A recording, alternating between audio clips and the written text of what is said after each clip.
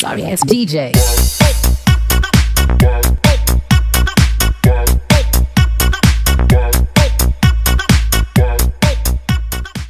Assalamualaikum warahmatullahi wabarakatuh. Perkenalkan, nama saya Ardi Zulmi dengan NIM 22933 kelas SHTI Fakultas Kehutanan Institut Yogyakarta.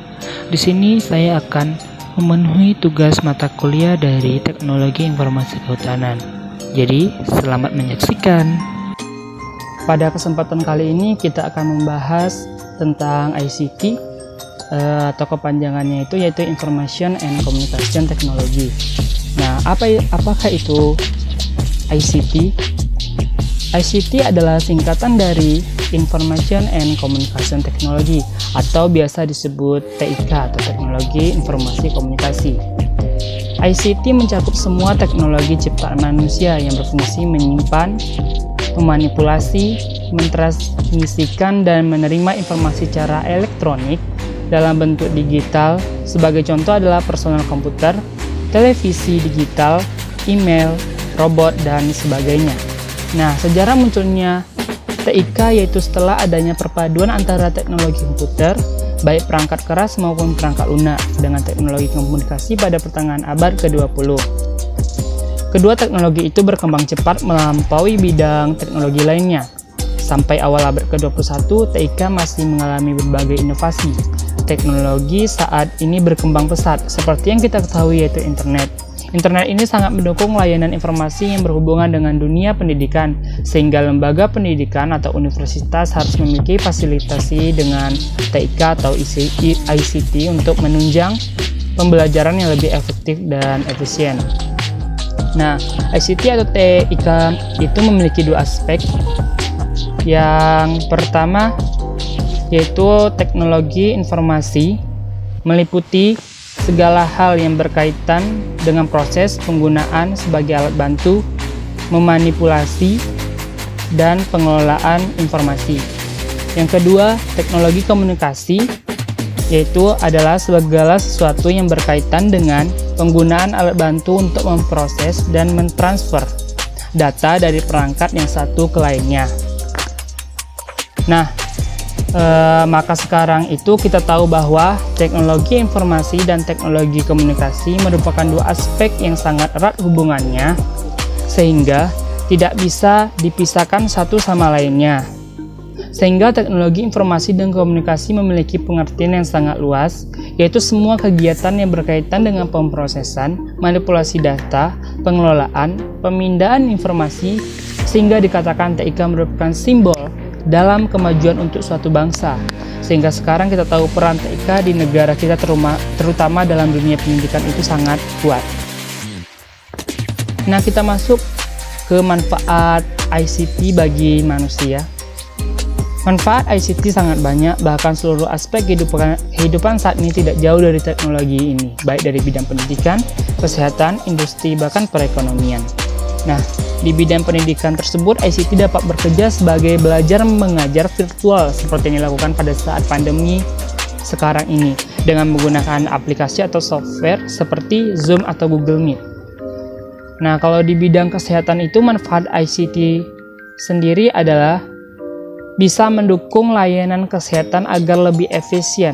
Kemudian manfaat ICT di bidang kesehatan juga dapat membantu mengatasi masalah langkanya tenaga ahli di daerah dengan menerapkan pengobatan jarak jauh seperti telemedicine, telekonsultation, serta teleradiologi.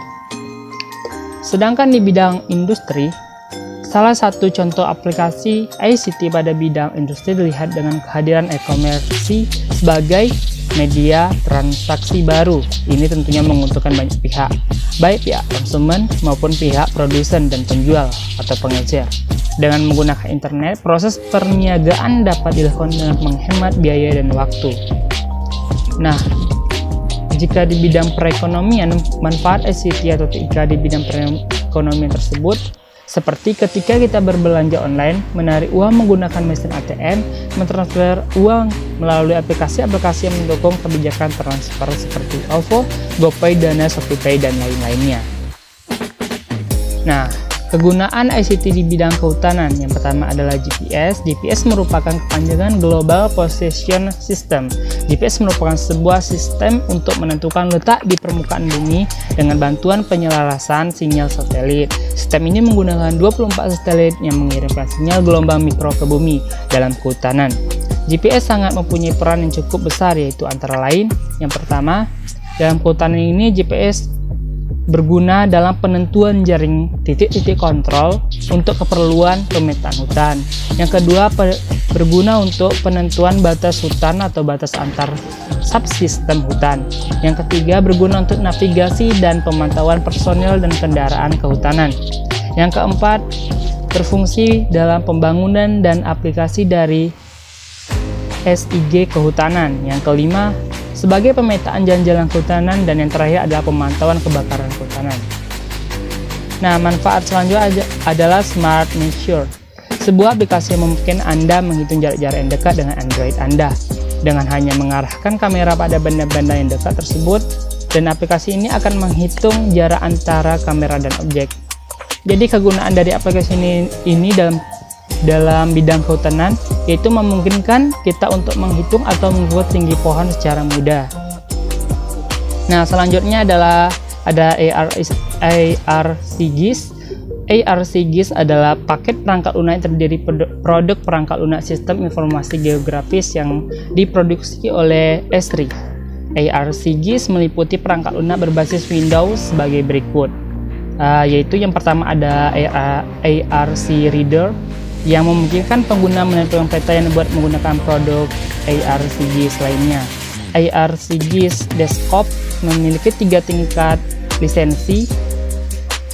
ARC View yang memungkinkan pengguna menampilkan data spasial, membuat peta berlapis, serta melakukan analisis spasial pasar. Dan selanjutnya adalah ARC Editor, memiliki kemampuan sebagai mana ARC View dengan tambahan peralatan untuk memanipulasi berkas shapefile dan geodatabase.